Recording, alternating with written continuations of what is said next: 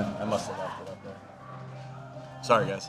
Hey, Nick, there was a moment in yesterday's practice where you coached up Jalen Reagor pretty hard after a snap. I was curious, what was that about, and how do you think he responded to it? Just the conversations on the field. I'll keep them on the field. I told the wide receivers yesterday, I said, we were in our film session and we were making our corrections just like we do all the time. And I said, guys, this was taught to me a long time ago as a coach. The player and the coach that is the hardest to play or coach is the one that your head coach played or coached. So quarterbacks, I'm talking to you guys too, because I've coached that position. Wide receivers, I'm talking to you. So it's the standard is high. The standard's high of what we want, and sometimes those conversations happen like that. But it's all out of just the one thing is to get the guys as good as we possibly can get them and get them better. What's your philosophy when it comes to tough coaching like that? Because you seem to be a player's coach. The guys seem to like you, but you have to kind of flip a switch at times.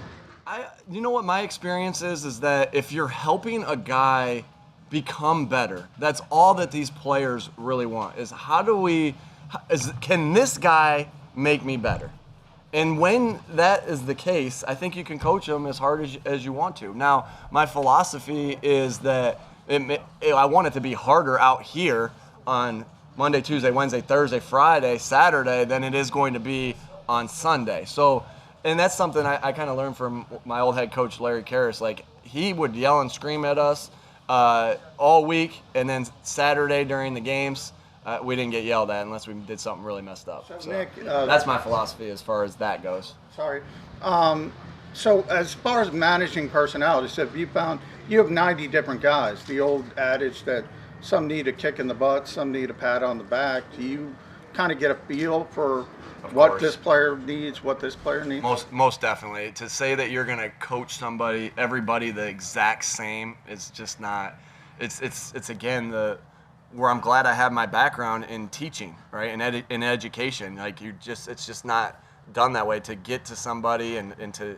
The only thing that's important is that the coaching point goes through, and that the player gets better from it. And so every player is handled differently, and that's why it always starts with a connection, and because you got to know the player that you're coaching to be able to reach him. So that's why I think that's so important. So is that trial and error, or is it, do you specifically ask the guy, how do you want to be coached?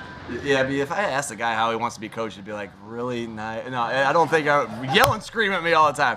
It's trial and error, and it's getting to know the player. Nick, I was going to ask you, you on day one, you and Howie said you want to see Jalen take control of the reins of the offense. How has he done after week one toward progressing in that goal?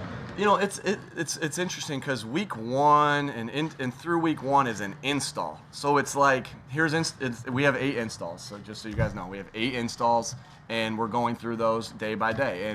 And so, you know, it's not like we're getting a ton of repeats of install 1 because you got to get the reps in of what you're getting at. So we'll have more of a feel for that as we continue. I think he's doing a great job of understanding the offense and learning the offense. And getting the reps of the offense, but now as we get in, this is our 8th install because we combined 2. So that will come even more when we start to repeat plays even more as we come into this next week. Do you ever talk to Jalen about all the noise outside? I'm not asking you to mention a name, about a possibility of another quarterback coming here, and just tell him to relax? Yeah, we talk as a group of how do you get better every single day. And this is my conversation with Jalen. This will be my conversation with all the players. How do you get better every single day? And we talk about our core values, our connect, our compete, our accountability, our football IQ, our fundamentals. And then what are the distractions that don't allow you to get better every day?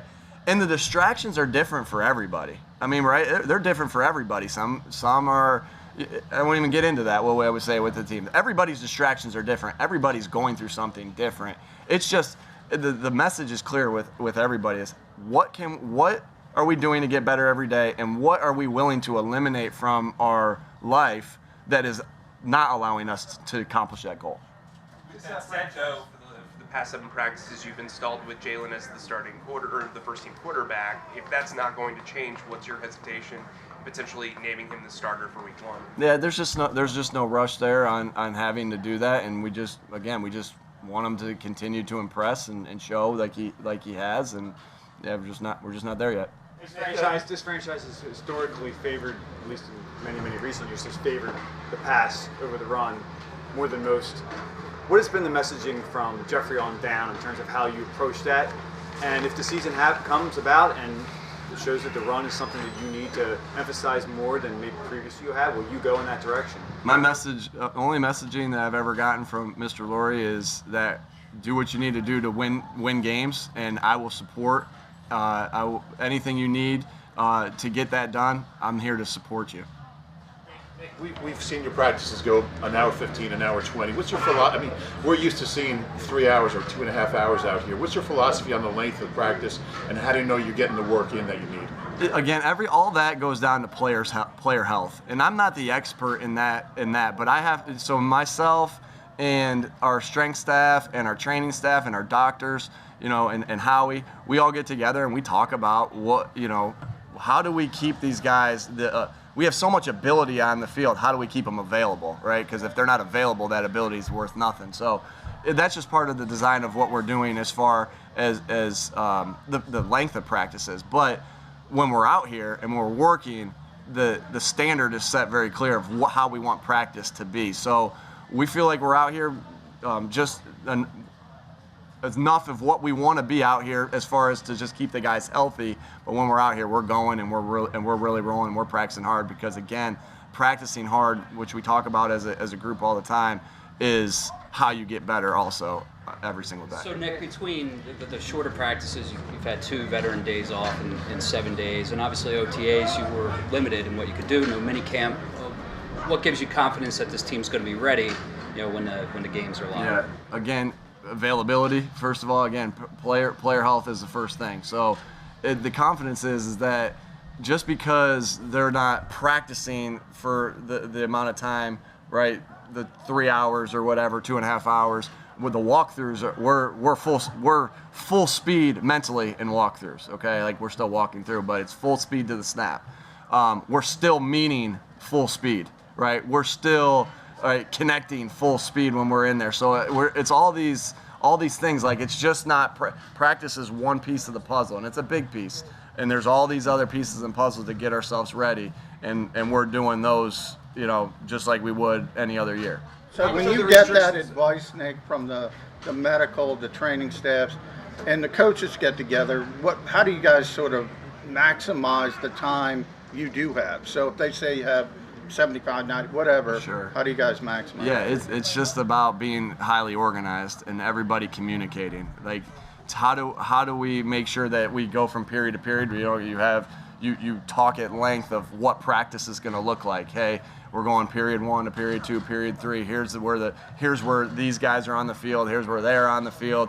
Here's when we go ones versus ones. Here's where that field they're going to be on. Here's where this field. So it's just organization, communication to make sure that when we are out here for hour and 15, our practices are hour 15, hour 30, hour 45. Whether that can go north or south of that any day, just based off the day. But when you're out here, that you're highly organized and you're not taking any time in between periods. You've emphasized availability and having the players ready for the season. This franchise had a lot of issues with injuries over the last 3 years. Is that in response to that issue? I can't speak to what happened here in the past or anything in the past. I just know that, right, we have this is a great organization in the sense that, right, there's no resource the Mr. Lurie won't give for us to be successful, pardon me. And so, we have these heads of department for everything because I'm an expert at football, right? That's my department, right? The football. And I got to lean on the people that we have here, the experts of the other thing. Bob Lang is the expert at media relations, right? I don't come in here, no, Ruben. I don't come in here unprepared. Bob prepares me. I don't prepare myself, right? And it's the same thing with this. It's the same thing with the strength staff. Like, I don't go in there and run the workouts in the room. So it's just leaning on the people that this great organization has provided for me. Though that when comes September, you're going to have too many players playing themselves back and trying to play themselves into shape. No, because I believe that we're getting every day we talk about the conditioning of our team and what we need to do, and so that's always a topic of conversation. again, it's availability. But still, Jeff, your point is taken. Like, I got to make the decision of how to get the football team ready the best too. So it's not always like, hey, we're doing this. Hey, this is what we should do. But my job as the head football coach is to take all the information in. Right? Bob gives me information about here, but I gotta handle it. And Ted and Tom give me information there. I gotta handle what I think's best for the football team. Nick, the Deshaun Watson rumors aren't going away, whether it's fair or not, and whether you guys are truly involved or not. On a big decision like that, which would be a major move, how much input do you have on a decision like that? Yeah, I'm not going to talk about the hypotheticals of something that whatever with rumors. But all I can tell you is that every decision that we make here is a group effort, right? And Howie and his staff and myself, we're working together to get the best 53 out on the field every Sunday. In terms of availability, connection, like sacrifice for the team, these things that you're preaching, how do you feel about the handful of players who are not vaccinated? That's their personal choice, and we educated them with with everything, and then it's up to them right there. And it's just right that can also be, it's a distraction to say we're going to just talk about that every single day. We've educated them, we've talked about it. It's everybody's personal choice. All we got to do is get better every single day out in the field and not worry about the other distractions. Jacoby Stevens talked yesterday about. Jacoby Stevens talked yesterday about video, showing videos during team meetings. Never has been around a coach that's done that. Talked about a hot dog eating contest. What's your philosophy behind, teaching through the video? At some point, my voice, they're gonna hear me, and I'm gonna talk a lot. But at some point, it can't just be my voice saying it, right? And so, I have these things that I've kind of these messages that I want to get across. So how do I get those messages across? I think it's the art of storytelling. I guess I'm a good storyteller. And then you can have this storytelling, but then visual is so big in our profession. Like, if I'm going to teach a quarterback how to read a play, what are we going to do? We're going to go to the video. If I'm going to teach a wide receiver how to run a route, what are we going to do? We're going to go to the video.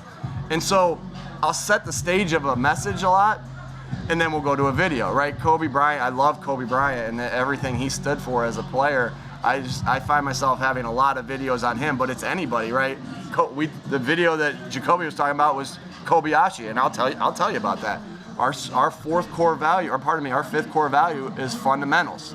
And Kobayashi, there's this video of Kobayashi and Joey Chestnut competing, and they go and why is Kobayashi so good at eating hot dogs? Well, the detail and the fundamentals that he puts into it, and you're laughing at, so he has to have the right temperature water to dunk the thing. He's got to break the hot dog perfectly in half. And so my point on that is yeah, we're all seeing this, we're all watching. It's what's the point of that? If you want to be the best in the world at what you do, right, on the football field, it comes down to the little things, and that right there was a fundamental talk. So it's all those, how does it go to my, kind of what I want to get across. And we learn from great players in the past and great teams in the past. All right, thanks, Coach. You gotta go. Thanks, guys.